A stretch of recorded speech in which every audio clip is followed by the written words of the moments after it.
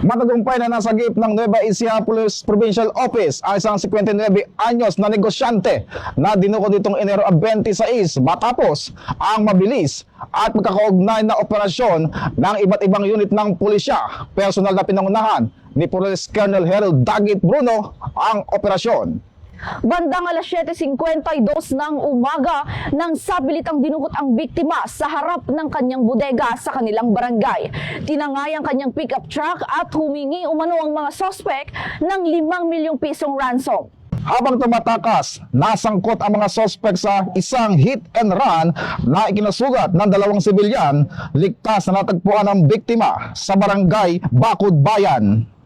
Habang ang sasakyan ay iniwan ng mga sospek matapos ma-flat ang gulong. Sa tulong ng cellphone tracking, nadakip bandang alas 5:52 ng hapon sa Bulacan ang itinuturing na pangunahing sospek. Sumunod na nahuli rin ang 2 pa niyang kasabwat sa magkahiwalay na operasyon. Inihanda na ang kasong kidnapping laban sa 3 sospek.